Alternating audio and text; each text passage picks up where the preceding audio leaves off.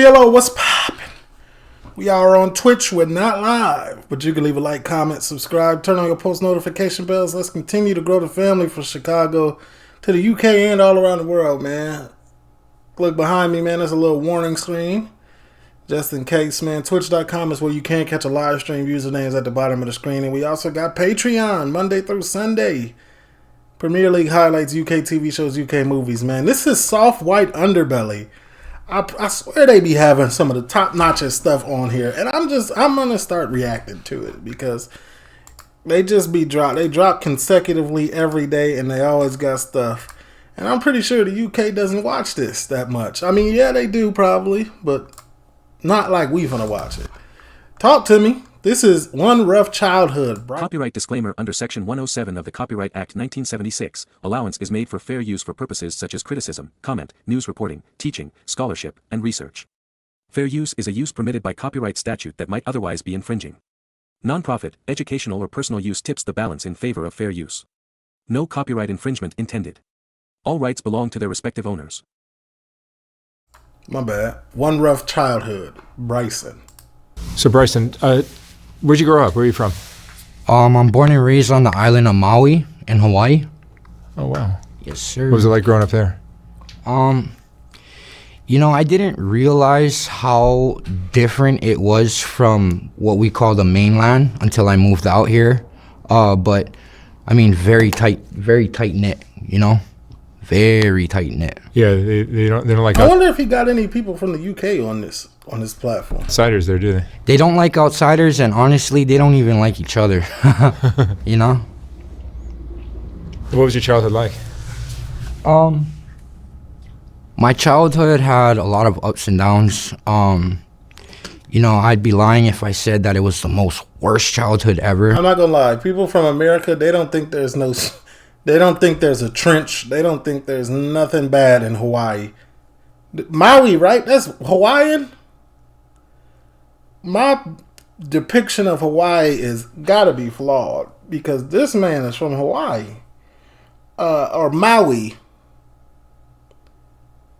I'm thinking of palm trees, clear water, good food. You know what I'm saying? I would never imagine that there's any type of struggle in Hawaii. But it was filled with a lot of trauma that has impacted me today and, you know, kind of guided me to become the man that I am. That's ignorant of me. And the decisions that I've made, you know. I grew up with a single mom. Pretty much she had me when she was 16 years old. My mom never had a problem with drugs or alcohol, but she had a problem with having an attraction to guys that were gangbanging. She liked bad guys. Was your mom? I have to ask the question. Was your mom's father around? Because that'd do it. Smoking dope, robbing houses, you know. And She had a problem with men. huh? She had a problem with men. Yes, she did. And so, you know, that's how she met my father. They were never married or anything like that. And by the time she was pregnant, my dad was sent away, you know. But Jail? yeah, so 16 years old, she had me. And in the beginning of my life, it was kind of rough seeing her go through the whole dating scene. Like, I do remember a lot of things, her getting beat up and shit like that, you know. But I can honestly say she did everything to make it work, you know. My grandparents played a big role in my life. Okay. All right. I can see the island struggle is the same as the American struggle, like the mainland of America. I know Hawaii is still in America, but like, the struggles are the same as inner city Chicago use or New York or any trench. Single mother, grandma raised you. I could see the groundwork being laid. They were there when, you know, my mom was working 2 jobs or... Mom heavily working, grandparents can only do so much. You got into a lot of stuff. When she was off and wanted to go and party at the bar and shit like that because she was still very young I was always sent to my grandparents, you know. My mom eventually ended up getting pregnant when she was, I want to say, 17 going on 18 with my little sister. Damn. And, you know, my sister Shyla was born. She was born in June of 96. Where her dad? Yeah, and I was born September of 94. She actually ended up separating from her father, and Okay. in the midst of her separating from my sister's father, she started dating this guy named Peter Pasigan. And Whole my government. mom was working 2 jobs. She was paying for him to go to college. She was doing his schoolwork, and all she asked in return is for him to watch us and take care of the whole housing situation, clean the house, do laundry, shit like that, you know? And That's not a bad deal. I'm a guess. You said, bro, whole name. You either liked him a lot or you couldn't stand him. It's only one of the two. He wasn't just a middle. little did she know that while she was dating him, he was putting us through sexual abuse. Oh my God. He was putting us through physical abuse, severe neglect, bringing around druggy friends that were smoking dope in the same room as me and my baby sister. And, you know, eventually one day, I don't know exactly what it was, bro, but he snapped. My mom was at work. She told me that, you know, when this happened, when she went to go to her second job at night, she told me that I was begging her not to go, you know? And she said I should have seen the signs because that's not normal, you know? You were begging me not to go to work. And, yeah, she went to work. It was Halloween night.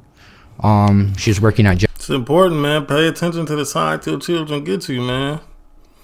You bringing them around a new dude or X, Y, and Z or whatever the situation may be. If they get to doing stuff that they are not normally doing, don't think they're just being like giving you a hard time.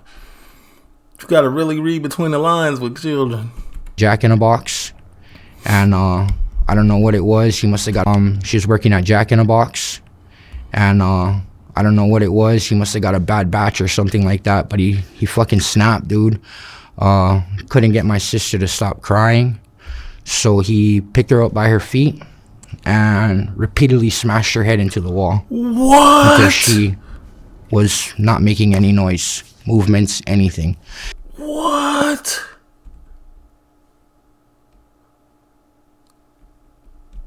And this happened right in front of me. I was 3 years old when this happened. Do you remember this? Yeah, I do vividly. I have a pretty bad PTSD from it. I'm sure. 3 years old is probably an age where you can probably remember. To about 2.5, 2 is where you start remembering, man. What's where you start remember your core memories start from there. That is a traumatic thing. That's probably one of his first memories too. Remember something that. Yeah, I feel like Because if you paying attention, he begged his mom not to leave. He didn't remember begging his mom not to leave, but he remembers that. That is one of his first core memories ever. It's all downhill from there. I feel like the reason why I remember it is because it had such a big impact, you know? Yeah. I'd be lying if I said I remember playing with toys and shit when I was 3, No, but that's the kind of stuff you don't really remember. yeah. And, you know, before that happened, I do remember some of the things that he used to do to us. He used to make me swallow coins, and he would do What? that so that he could tell my mom, like, oh, you know, I caught him swallowing coins again, and then my mom would be upset at me, you know. We found out in the end, he told my mother that the reason why he killed my sister is because he couldn't stand how much she loved us, you know. So I feel like he had some sort of vengeance against us, you know, and we were just innocent little kids. I hope he's in jail getting a rectum tore out of him. That's tough. That's He used to fill up the bathtub with scalding hot water, and he used to take me and my little sister's heads and put our heads underneath the water, and then lift us up and let us catch our breath and put our heads underneath the water, you know. And when I came out here to California, a lot of people are like, "You're from Hawaii, dude. You must be a fucking surfer." And I'm like, "Dude, I hate the water." You know, like. Yeah, makes sense. Never got into it. Was always scared of it since How old were you and your sister when he murdered her? then. She was a year and a half, 16 months exactly. You were 3 or something. R.I.P. to that little girl, man. Dude. Yeah, and I was 3 years old. Yep. Dude, bogus. And you know, the neighbors ended up hearing the noises and called the police. And when the police came, he was acting shocked and told the police that I pushed my sister down the stairs, that they needed to get in contact with my mother immediately because he's so worried about my sister, and he was giving her CPR and shit. And he turned his back for 1 second, and I pushed her down the stairs because she wasn't sharing one of my toys or some shit like that, you know? And, yeah. I really hope we touch on, I understand that this is a serious, I hope we touch on what happened to your eye. I have no choice but to be fully interested in the story. You know, they medevaced my sister to the main hospital that we have in Hawaii, which is on the island of Oahu. And I think that it happened on October 31st. So far, this is not even a story of the trenches. It's just a story of young mom missing the signs, and to a certain extent, you have to blame her. She was young, but you still have to blame her for putting that type of trust into a guy on class A's. Class A's, you might start as a normal person, but it does something to your brain. It changes you over time, especially when you heat them up or inject them. And the next day she was pronounced dead, bro. She was on like some hardcore heavy duty life preservative machines and stuff like that, but it didn't work, you know?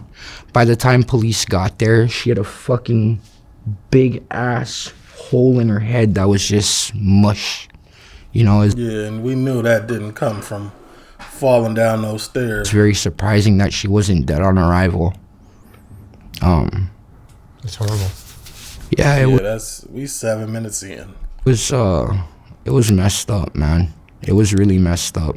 And you know, I kind of grew like desensitized to telling the story, you know? And I'll get to that like a little bit later on in life on why I became desensitized to telling it, but you know, like really thinking. People will use your trauma against you. I can already imagine why somebody down the line you told that story to that you trusted and loved used it against you and said something along the lines of you ain't help her, you should have did more, something crazy probably like that happened. Back about it and actually talking about it, like that had such a huge role on the person that I but the person that I became, you know, rebellious and stuff like that. FBI came in to do an investigation, and that's when we found out that I was being sexually assaulted as well as my sister, you know. My brain completely blocked that part out. I honestly can't tell you exactly what was going on, but they could tell that certain parts of our body had been fucked with, you know. When the FBI came in and did their investigation, they noticed that we had a 2-story apartment. So when you walk, that's crazy. That's why if you're a parent and you suspect that at all, there's an easy way. Go to that ER. They're gonna tell you off rip. Then it was a very high ceilings. I don't know how they noticed it, but they noticed that there was a crack in our ceiling. And as they investigated it closer, they seen hair stuck in the cracks. And come to find out, what he would do is he would grab us and he would throw us as hard as he could into the air so that our heads would, boom, hit the ceiling like that whenever we were crying, because then it would knock us out. You know what I mean?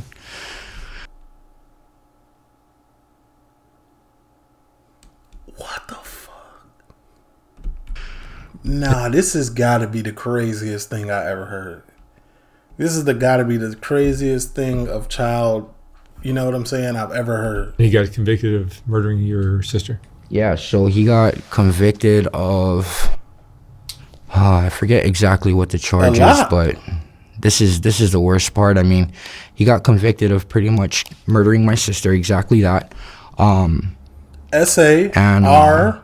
When he got convicted and sentenced to prison, he patched up with a certain gang, and they protected him.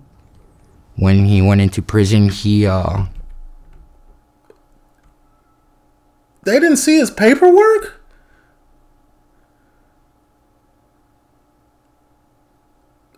Nah, bro. No respect to that. Y'all ain't see that man paperwork on the charges? That's his paperwork's no good. How you patching up with him? He started telling people that he murdered another guy, and that's why he was there. I don't know how they didn't check fucking paperwork or whatever, how it was back in the late 90s, but... In the late 90s, they wasn't doing their due diligence. This would never fly in 2000s. Never. 2010 and up, it's not flying. That paperwork getting checked off rip. As soon as you walk into a cell, they running paperwork. If your paperwork good, you good. But if they not, it's gonna be rough. He skated through it like that, and at 6 years of him serving prison time, because he was sentenced to life with the possibility of parole after 20 years.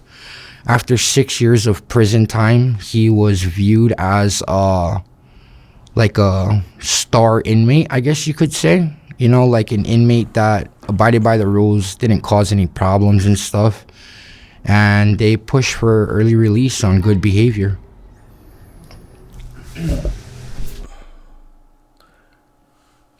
After all of those charges, he had to be strung up with all of the charges. What is going on? They moving like UK judicial system. Yeah. In Hawaii. He got only 6 years for... Only 6 years serving time. So what had to happen was my mom had a lawyer, and her lawyer advised her that we go get a petition signed. So, the island already is so small as it is, and, God bless my mom having to relive this shit every year. But at 6 years, when they wanted to give him early release, we had to go around the island, door to door, and tell the story over and over and over again till we got, I believe it was 1,000 signatures. So that's rough. The fact that she even had to do that, the fact that that they was willing to do. Look, the charges alone should not warrant that. She had to relive that, tell the story over and over again. And then now, like, everybody knows what's going on, And it was just messed up. So they denied his early release. And at 9 years, it came up, and it came up for early release again. We went to petition. We did the petition, got the same amount of signatures, but they released him.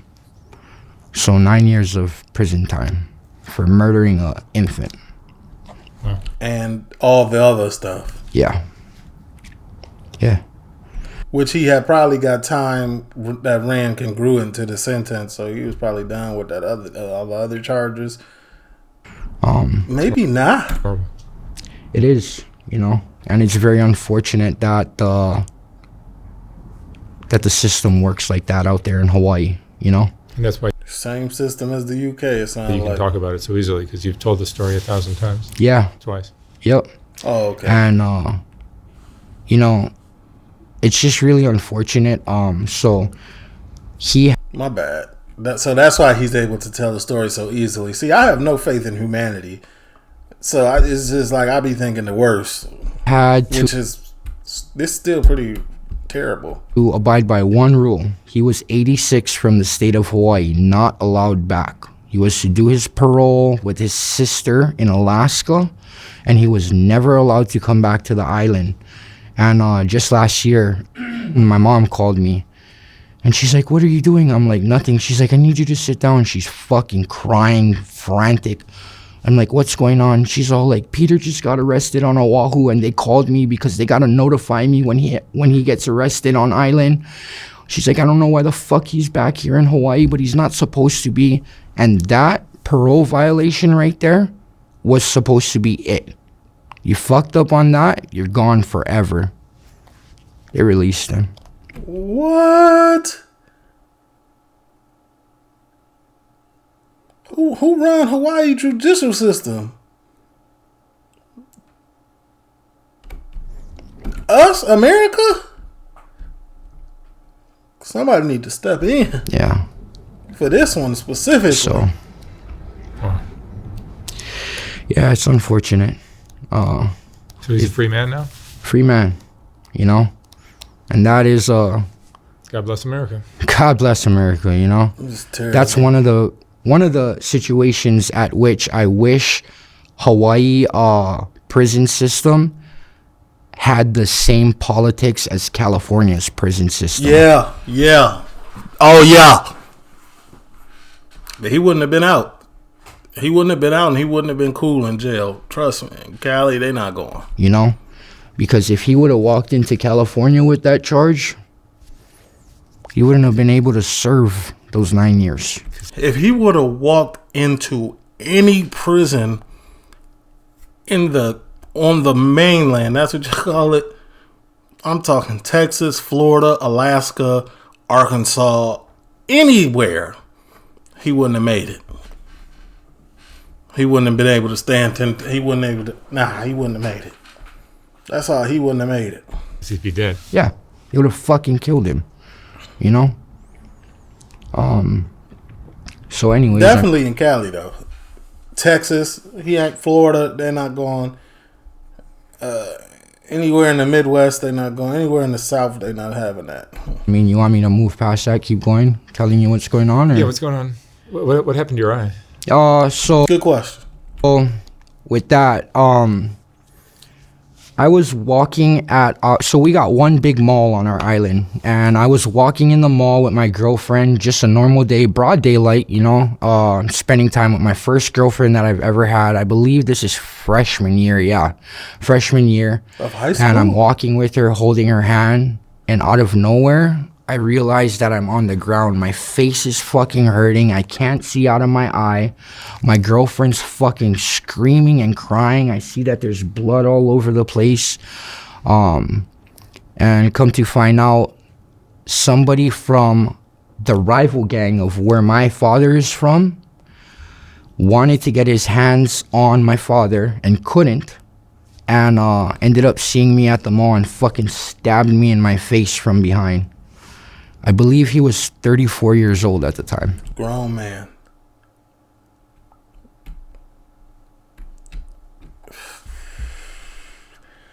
I do want to say, like, if this is what it's like, though, in America, if your kids if you're in a gang and they can't get to you, they're gonna find somebody.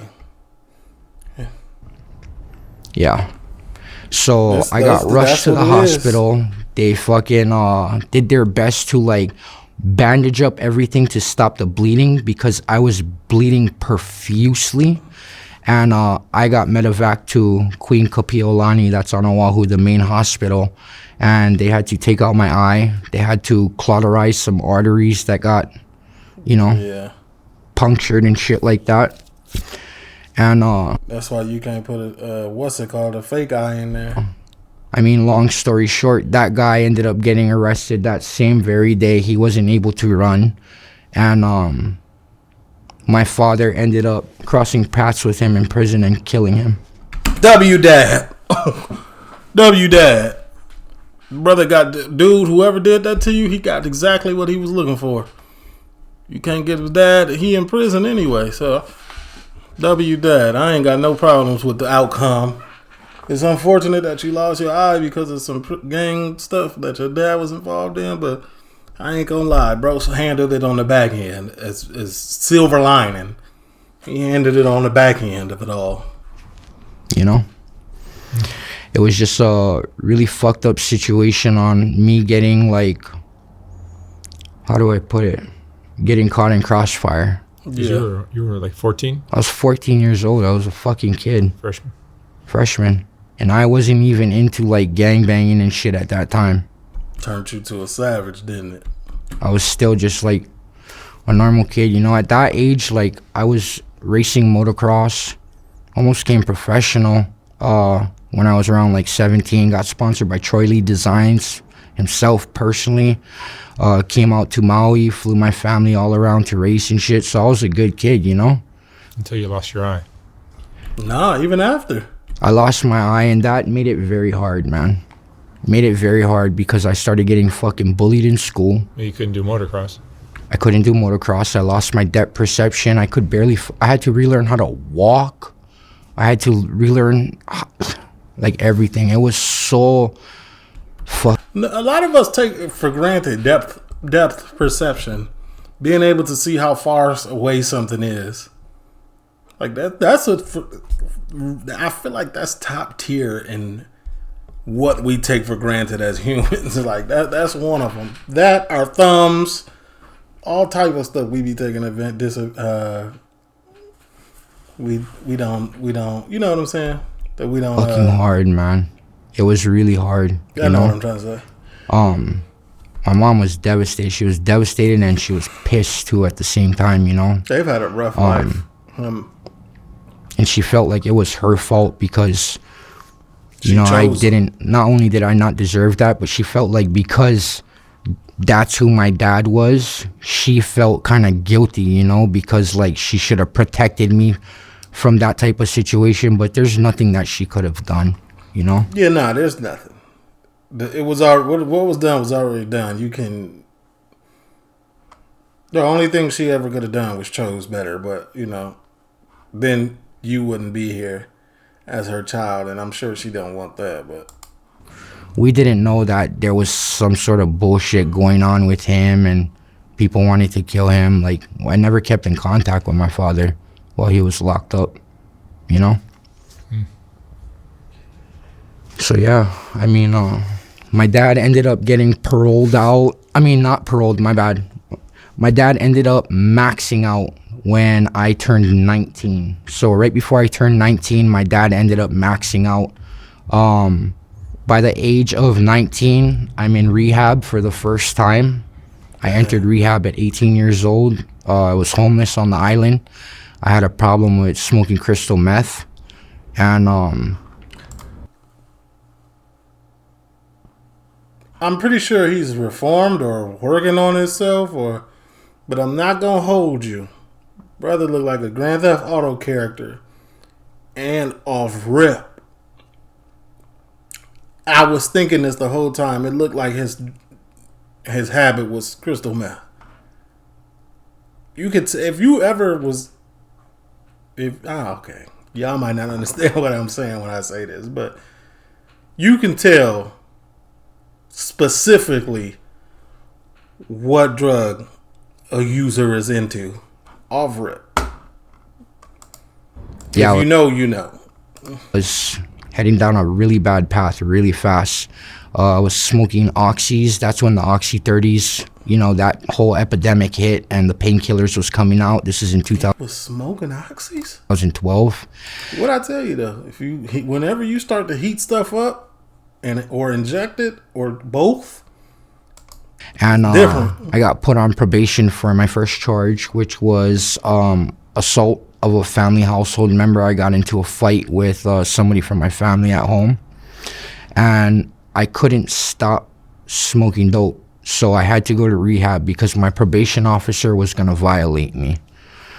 I went to rehab. My dad paroled out. You know, my mom thought it would be a good idea for my birthday, my 19th birthday, to bring him up to the rehab, you know, to see me and stuff like that. Not help, but celebrate it with me, you know. So I seen my dad for the first time, especially as a man, you know. I only seen him over like video screens that the church would do back then when we would do calls to prison and shit. And I remember specifically this day because he was walking down from the parking lot to where I was sitting on the table where they did visitations at this rehab. It's called Aloha House. And he had his arm around my mom. And, you know, I hugged him and stuff like that, and we greeted each other, and we sat down, and I told him, look, Dad, I just got to tell you straight up, I'm not okay with you putting your arm around my mom. Don't ever think that you guys are going to get together, because that's not going to happen. And right there, the whole situation flipped. He looked at me in my face, and he said, you think you can disrespect me like that just because you're my son? He said, tonight I'm going to come back, and I'm going to put a fucking bullet in your head. And he walked away. So...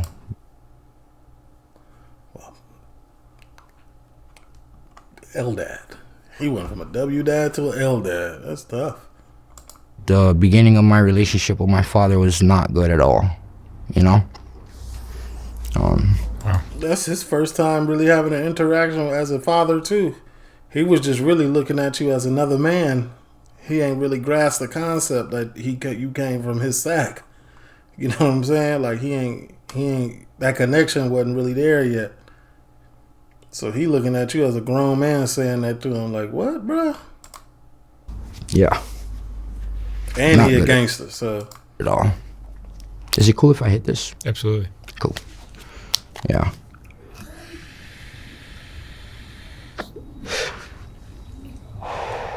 That was what age?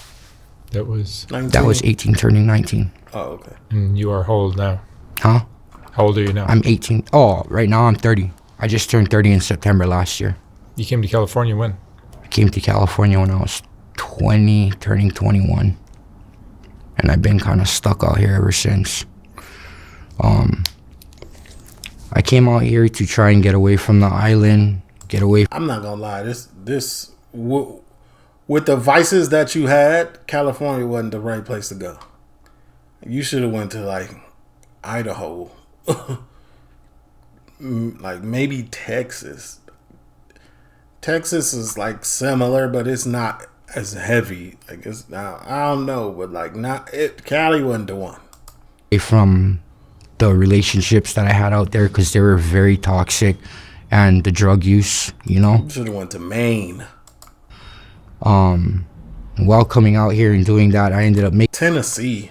making friends in treatment who are from California, who could get their hands on drugs that were way stronger. See, to Cali wasn't it? For way cheaper. Everything's so expensive back home on the islands, you know. And I got introduced to black tar heroin. Within two. Oh my God! You went off the deep end. You went from worse to catastrophic. Years of me being up here in the mainland, I got introduced to the needle. I started shooting up heroin and crystal meth. And you know, I want to say that honestly, fear has kept me sober for a long time when I first came up here, because I didn't know where the fuck I was. You know, I'm just a kid from Hawaii on an island. And what we know of California is Compton, Easy-E, fucking shoot you for the wrong shirt color, you know? That's what I honestly thought it was. Valid. So some part. I was really scared of being homeless, you know, fucking up and them kicking me out of a rehab. And that's what kept me sober for a while. And I ended up meeting a girl out here from Inglewood. And she's Inglewood. You was messing with bops. God. Okay. a local, you know, and we got together in rehab.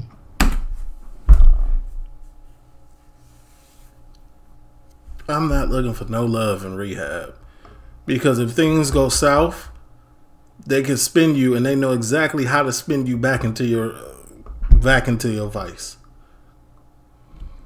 Started dating, and you know, she had family, she had connects out here, and she was also normal to the motel hopping and shit like that.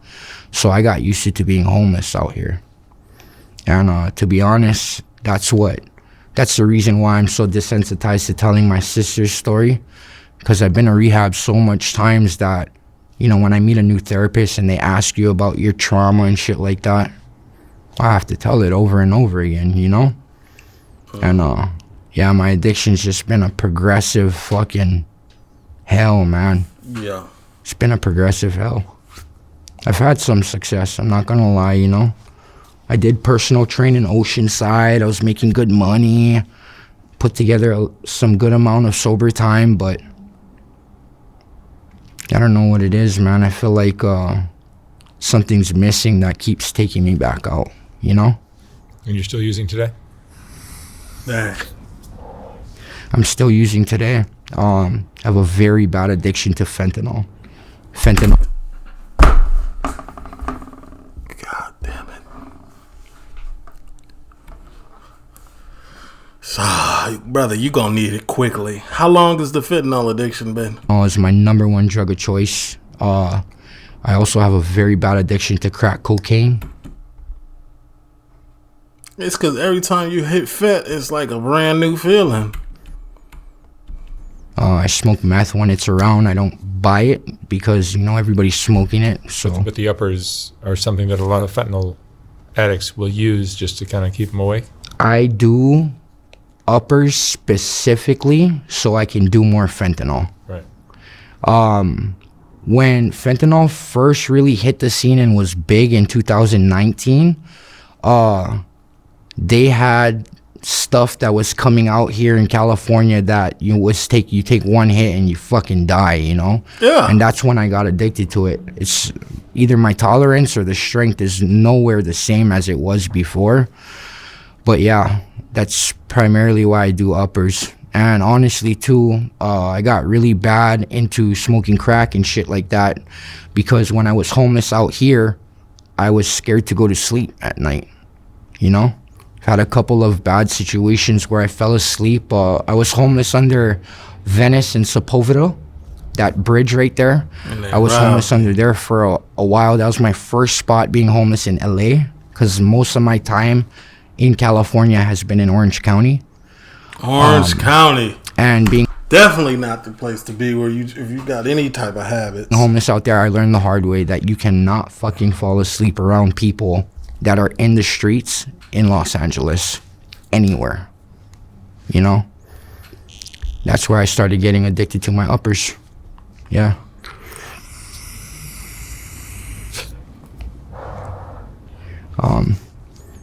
How I had told you I knew somebody that you did an interview with.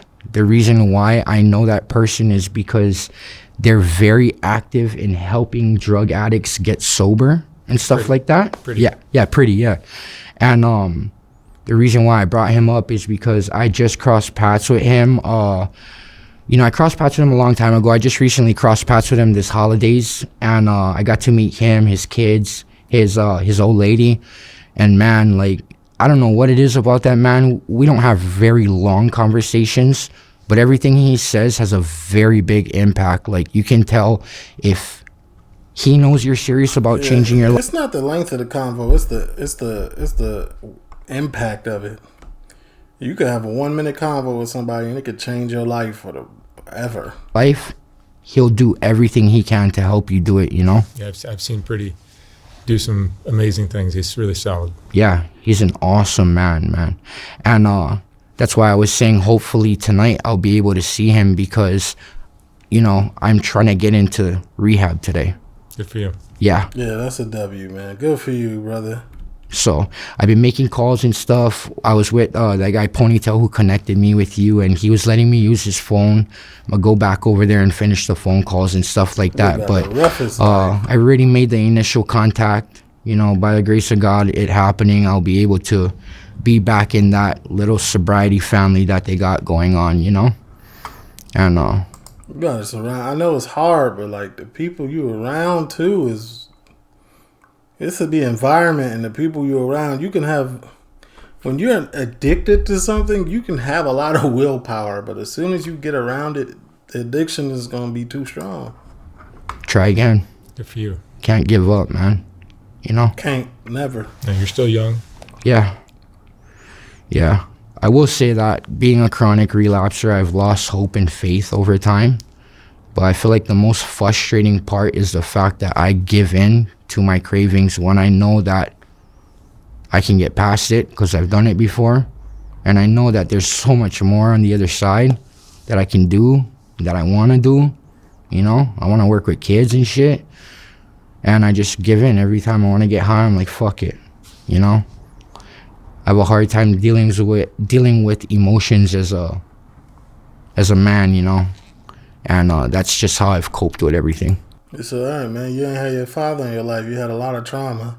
That's. I feel like when that's the scenario, when you ain't got no father in your life, like that's typical. Not being able to deal with your emotions properly. It's a typical thing amongst men. And it can go until you 40 if you don't get a hold on it. Drugs. Yeah. How's your mom doing? My mom's doing good, honestly. She's back in. Like, if I'm being candid, I ain't really know how to deal with my emotions until I had a daughter. And she's 3. She's going on 4. So that's 3-4 years ago. I'm a grown man. But I don't feel bad about it. You know, the journey was the journey, and it made me who I am today. And I'm thankful to come out of it. But, you know, I still am a work in progress. You know what I'm saying? And still can't nobody really play with me like that, because it's like I'm not all the way there. I'm there with certain stuff. I'm emotionally strong. But, like, if you playing with me too much, like, it's going to have to be that. And that's the part of the emotional, like, I ain't got it. I ain't fully there yet. And I think that's just from growing up in Chicago. You don't really let nobody play with you too much. Back in the islands, yeah. You're So from Maui. yeah, from Maui. Yeah. That prove a point mentality. I have a mom, a little brother who's 16. Great kid, man. AP classes, about to graduate junior year. Looking to go to college out here in Nevada. Like, Nevada. I hope it's the university. You good. amazing kid, man.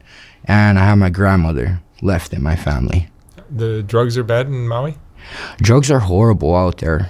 The meth is pretty much free. And it's very strong because the Filipinos make the shit out there. And the fentanyl is $500 a gram.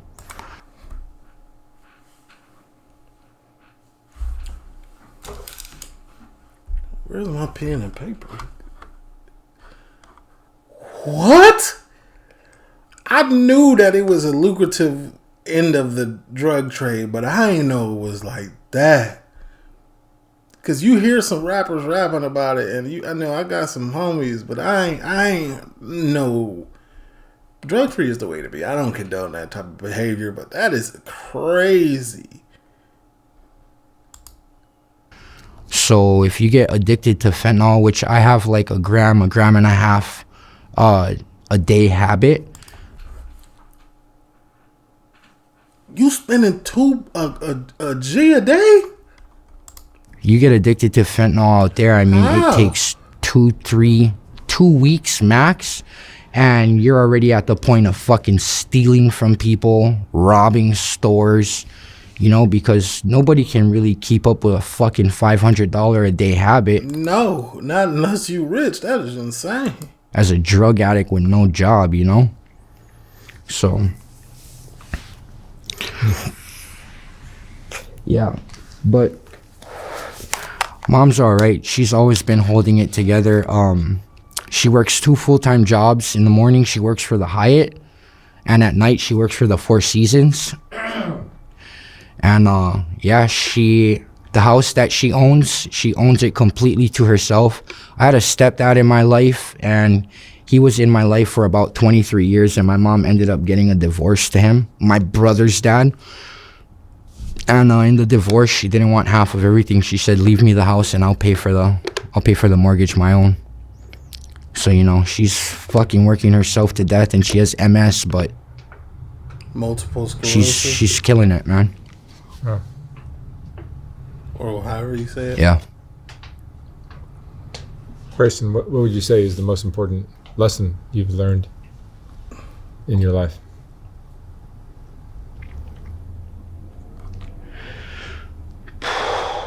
The most important lesson that I've learned in my life. I don't think that's a fair question. I feel he's still going through it. So I feel like he's still got a lot of lessons to learn that are going to be monumental in his life. But I mean, as of yet, we can hear it. Is oh man, I'm gonna have to say at the end of the day, you're by yourself and you have to face your problems alone. You know, even having family support and stuff like that, to overcome problems and stuff like that. This is just my experience. I had to muster up enough strength to, you know, trudge through the problems that I have made it through, you know, because I can honestly say that I have been enabled as an addict's son, and the enabling has stunted my growth and has kept me sick all this time. It's been 12 years of homelessness and addiction. Of an addict's son? Your mom was an addict? Or your father? 12 years. Yeah. All right. Bryson, yeah. Thank you so much for sharing your story. Thank you. Thank you for letting me do this. No bap. This was crazy. I really appreciate the opportunity. I wish you lots of luck with Pretty. Yeah. I appreciate that. Yeah. This is one person I hope that he make it through the other side. Good luck. Right on, brother. Thanks, man. Bryson, man, good luck, brother.